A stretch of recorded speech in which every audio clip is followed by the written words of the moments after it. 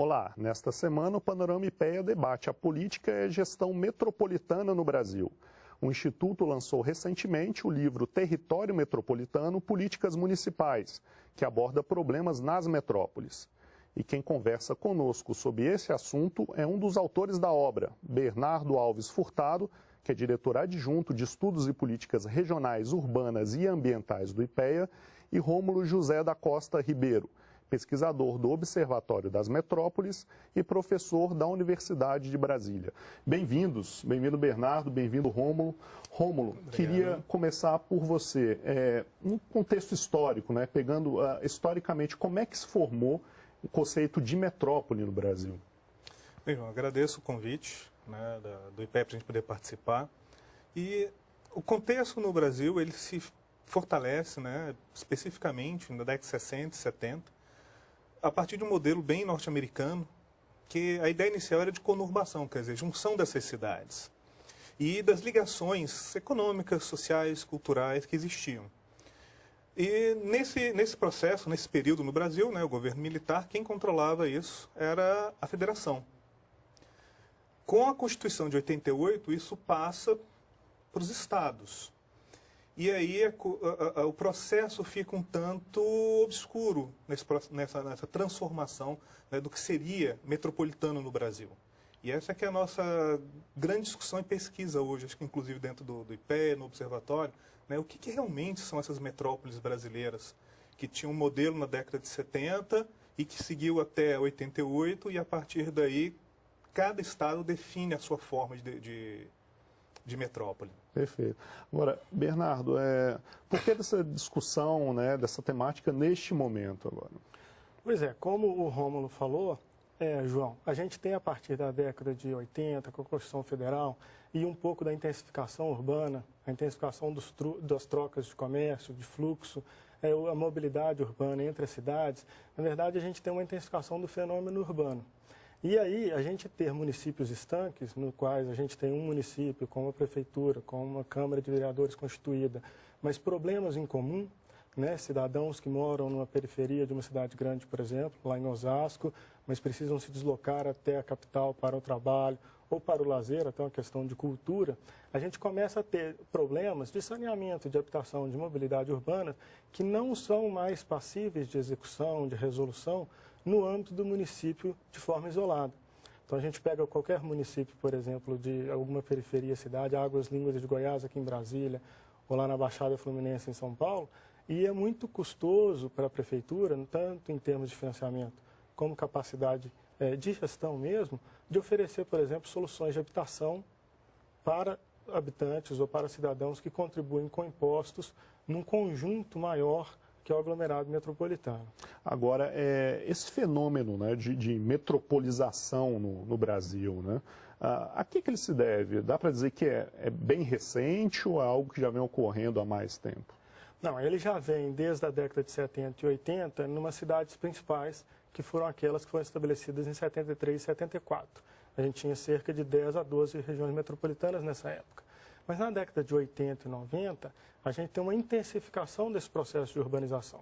Hoje a população brasileira, de acordo com o último censo, já chega a 84% nas cidades. Então a gente tem os problemas de conurbação, como o Rômulo coloca, nas metrópoles, mas já temos cidades médias, como Feira de Santana, por exemplo, na Bahia, e outras cidades, né, próprio no Nordeste, que você já tem esse problema de mobilidade, por exemplo, de violência, que você tem a questão intermunicipal, basicamente. Então não precisa ser necessariamente uma metrópole para ter alguns problemas urbanos que ultrapassam as fronteiras do seu próprio município. Agora, mesmo cidades médias, então, já vem enfrentando esse tipo de questão, esse tipo de problema, seja um transporte, em outras questões habitacionais também, né? Agora, Rômulo, qual que é a diferença, né, desse processo de metropolização, né, que é algo mais espacial, né, algo mais palpável, acho que a gente consegue observar, né, de crescimento das metrópoles, e a questão mais institucional, né, ligada à formação, à criação de uma região metropolitana? Bem, o que a gente identifica, né, o que a gente observa é que a partir de 1988, com a Constituição, né, tudo se faz pelo processo legal. Então, há uma definição de uma lei de criação de região metropolitana. que necessariamente não reflete a realidade urbana, né, como o Bernardo colocou, que vive essas metrópoles. E aí é que é o grande problema, porque aí a gente vê constantemente, a gente tem observado muito isso na região metropolitana de Salvador e outras, a inserção a cada ano de novos municípios, que necessariamente não tem uma ligação específica com o município sede, mas que por questões, né, de políticas, de necessidade, são agregados. O nosso próprio caso aqui, da discussão da RID, da Região Integrada de Desenvolvimento, já tem um projeto de lei querendo inserir mais 4 municípios na RID. E se nós já temos problema com os 22, que a gente não consegue solucionar, imagina colocar mais 4. Né? Dentro da justificativa, justamente foi posta, é que a inserção desses 4 municípios vão ajudá-los no seu desenvolvimento social, né, e econômico. A gente vê que não aconteceu, né, com os municípios que hoje integram, não vai acontecer com essa nova inserção. Então a gente tem uma diferença. No Distrito Federal. No caso do Distrito Federal. Então a gente tem uma questão que é legalista nessa formação e que foge muito da questão real, que é, como o Bernardo colocou, que são essas ligações, essas necessidades, essas trocas de mobilidade, de cultura, né, que ocorre entre os municípios. Perfeito. Realmente. Você veja então, João, que no caso, por exemplo, você tem municípios que não deveriam compor a região metropolitana, porque não tem uma intensificação de fluxo econômico, digamos assim, e compõem, e isso talvez por isso mesmo, a gente tem regiões metropolitanas que não são efetivas do ponto de política pública. Sim. Então, para aqueles municípios que deveriam estar, e que muitas vezes estão, porque ela é mais generosa o conceito do que restritivo, aí a gente tem falta de elementos legais, instrumentos mesmo, como que você pode aplicar essa política pública junto. Então, no fundo, a gente tem regiões metropolitanas que não condizem com a realidade urbana, digamos assim. Por outro lado, essas mesmas regiões metropolitanas não têm uma efetividade de execução. Certo. Então, não tem, por exemplo, um poder executivo, ou não tem um orçamento, ou não tem uma agência metropolitana que possa falar, não, aqui a gente identificou um problema comum, e aí a gente vai contribuir financeiramente e politicamente para a sua solução, só que aí faltam ali instrumentos. Então a gente tem poucos exemplos hoje de regiões metropolitanas que conseguem dar esse passo e efetivamente, digamos assim, consertar o território em torno de políticas comuns. E por que isso é um elemento relevante, se você me permite?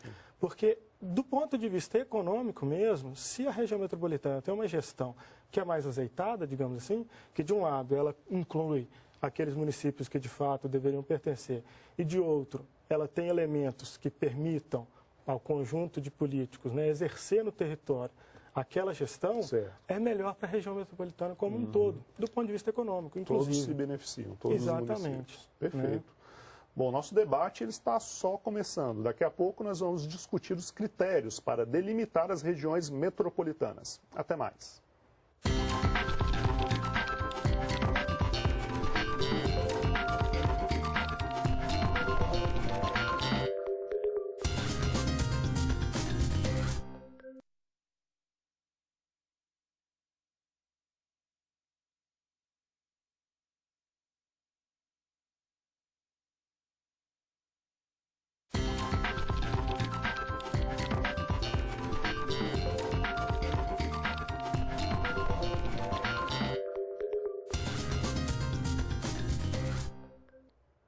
O Panorama IPE está de volta com debate sobre os problemas nas metrópoles brasileiras. Bom, Bernardo, a gente falou um pouco no bloco anterior, né, sobre o surgimento, né, esse conceito de região metropolitana, né, as diferenças em relação à década de 70. Caso a gente adotasse aquele mesmo critério da década de 70, né, que criou as 9 primeiras regiões metropolitanas brasileiras, caso o critério fosse adotado hoje, quais seriam de fato as regiões metropolitanas do Brasil atualmente? Pois é, João, quando você pensa em critérios de regiões metropolitanas, quando a gente fala nesse conceito econômico de intensificação dos fluxos de trocas de comércio, a ênfase que a gente dá na literatura internacional e aqui no Brasil, e o IBGE segue essa tradição, é o conceito do que eles chamam de bacias de emprego. Então a gente pega a mobilidade urbana, né, o trânsito de trabalhadores de um município para outro, principalmente pelo motivo de trabalho, e vê até onde essa intensificação de trocas, de fluxos ocorre.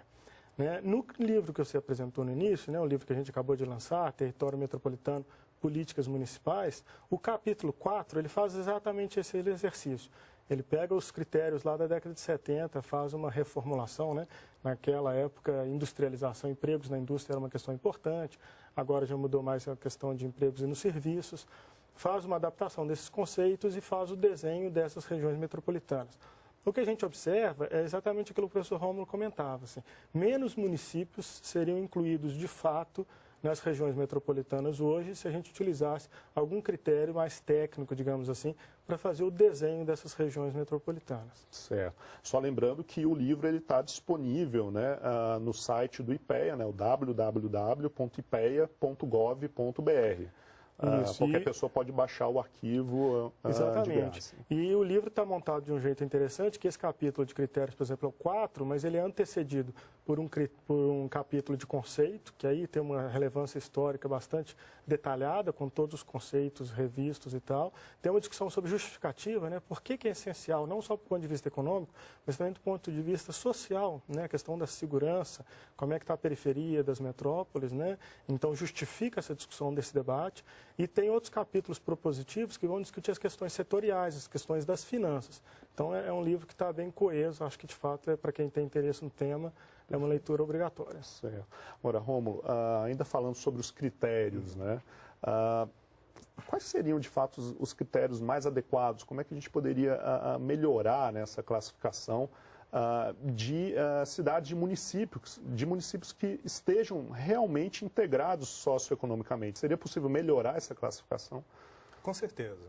Eu acho que o trabalho proposto no livro, e já também publicado pelo IPEA, falando dos 40 anos, né, de regiões metropolitanas, traz bem esse panorama, mostrando critérios, né, técnicos, e que a gente poderia adotar em nível nacional, de forma que nós soubéssemos exatamente por que o município faz parte.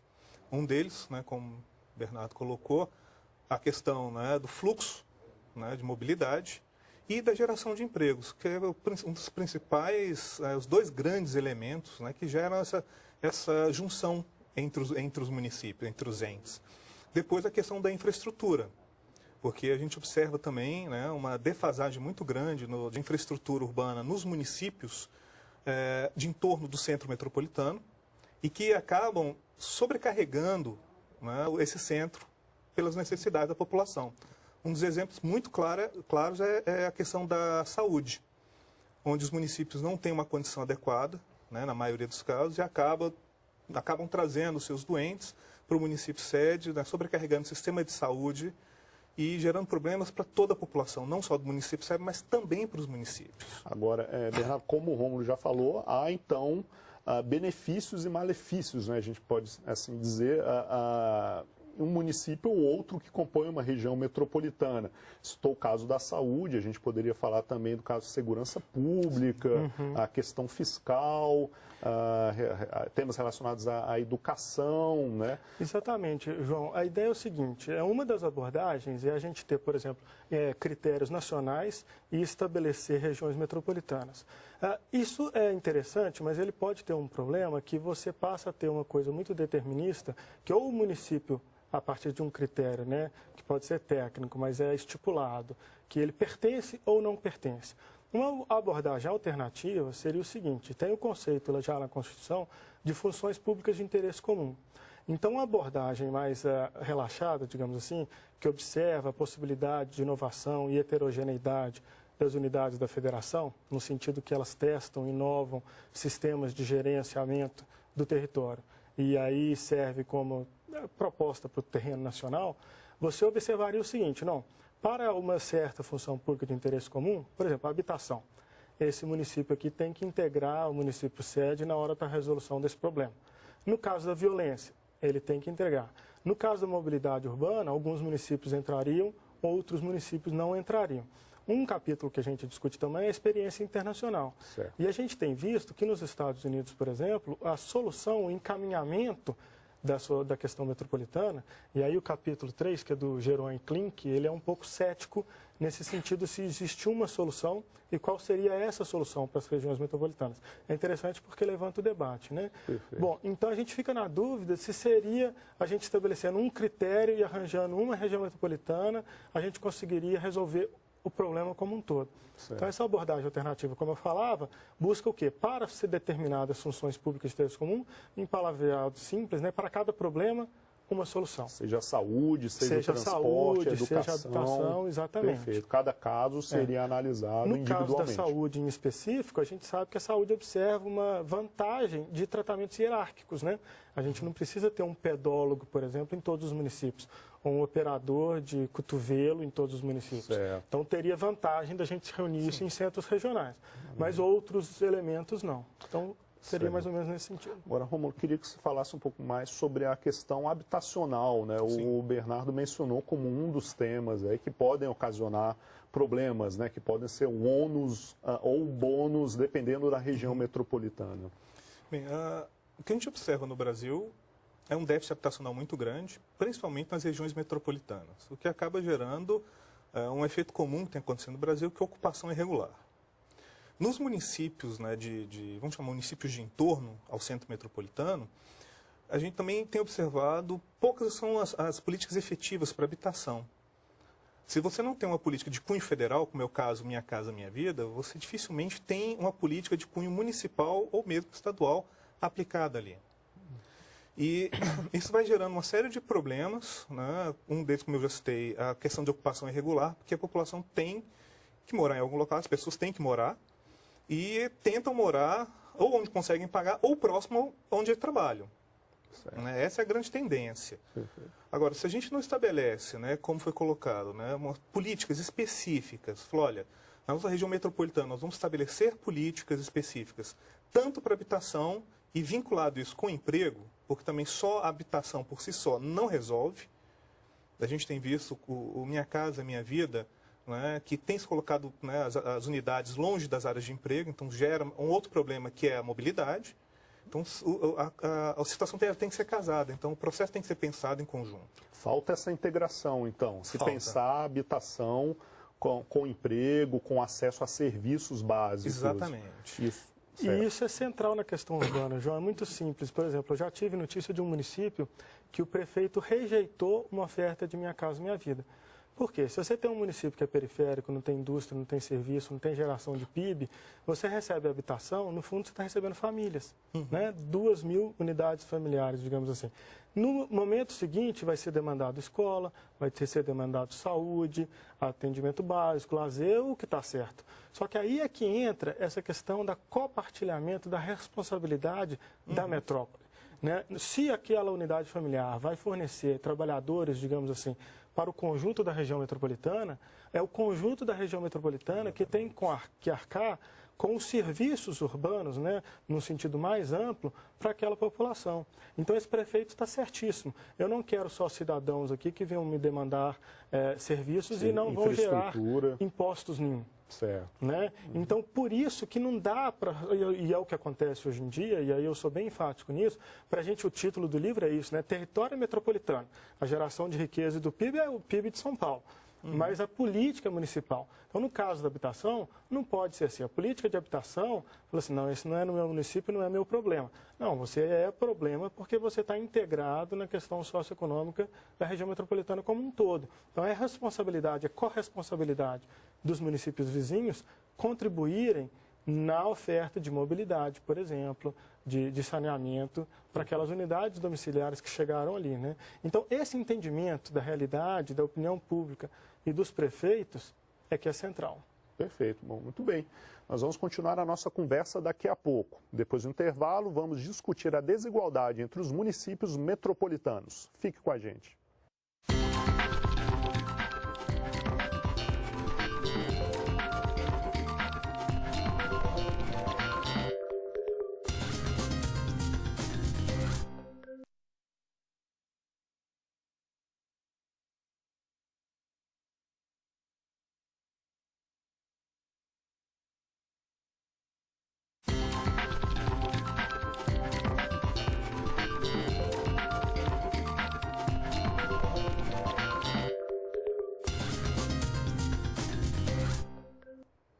Voltamos com os nossos convidados para o debate sobre a política metropolitana no Brasil. Bom, Bernardo, queria voltar com você, a gente retomar esse tema, né, da questão metropolitana. A publicação do IPEA, ela cita, né, ela afirma, né, que algumas questões urbanas que hoje são tratadas, né, no nível municipal, por lei, né, que realmente são de responsabilidade do município, em muitos casos não deveriam ser, né, o município acaba não tendo condições de arcar com esse peso, com essa responsabilidade. Isso vem realmente acontecendo cada vez mais? De fato, João, o que a gente entende é o seguinte, a competência que a Constituição deixa muito clara do município é sobre as questões locais. E aí a gente volta naquela parte do primeiro bloco, assim, o que a gente vai definir como local? Então, se a gente tem um município isolado, digamos assim, um município grande no interior do país, de fato a competência, eu acho que é razoável que sejam as competências locais de habitação, mobilidade urbana, saneamento, etc. Mas quando a gente entra no caso das metrópoles, ou das conurbações, ou das aglomerações urbanas, muda de figura. Né? Você estava comentando essa questão da capacitação técnica. Né? A gente vê muito claro que hoje em dia as sedes metropolitanas, os municípios maiores mesmo, eles têm mais dinheiro. Né, o capítulo 9 discute a questão das finanças públicas, muito mais dinheiro em termos per capita por habitante do que os municípios do entorno. Ele tem mais capacidade técnica, ele gasta menos dinheiro com a administração, então ele tem mais tradição. Essa eficiência, digamos assim, da capacidade do município sede, ele deveria transbordar em direção à periferia. É quase como se a gente desperdiçasse um recurso de capital humano, né? Mas no caso seria um capital administrativo, digamos assim, que poderia beneficiar os municípios periféricos. Então você teria um ganho de escala, um ganho de escopo, né? Se a gente pudesse, essa gestão metropolitana, que já é boa nas sedes, transbordasse em direção à periferia, e houvesse um compartilhamento dos problemas e da questão financeira em relação à habitação, saneamento e mobilidade em especial. Maravilha. Agora, Rômulo, para se reduzir, né, complementando o que o Bernardo já começou a expor aqui, né, como iniciativas voltadas para tentar reduzir essa desigualdade entre municípios que compõem uma região metropolitana. O que você acha que poderia ser feito também nesse sentido? Bem, eu acho que a palavra-chave é gestão. O que a gente percebe é que falta gestão. Não falta gestão de qualidade, né? Vamos colocar assim. Dinheiro tem, né? Gente capacitada tem, experiências tem, mas você não tem uma gestão em conjunto. A gente tem uma visão na parte do planejamento, uma visão muito segmentada. É o meu município, né, e o seu município, mas não é o nosso conjunto de municípios. Mesmo onde existe, né, e são raros, né, as secretarias, né, metropolitanas, gestão metropolitana, elas não têm força nem estrutura para fazer realmente uma gestão. E acaba ficando mais um órgão figurativo. Enquanto, né, a gestão continua sendo feita para o município e não para o conjunto. Então você enxerga o outro município como um problema. Exato. E não como um possível parceiro para resolver o problema. Acaba se criando uma concorrência, né? Um sentimento de que nós não devemos nos envolver tanto nos problemas do outro município, porque na nossa questão, quanto mais nós nos envolvermos, mais responsabilidade nós teremos. Né? E acaba jogando o problema para o outro. Fala assim, ele é um problema, ele nos onera em algum ponto. E não assim, olha, nós vivemos em conjunto, nós estamos ligados, vamos pensar em conjunto.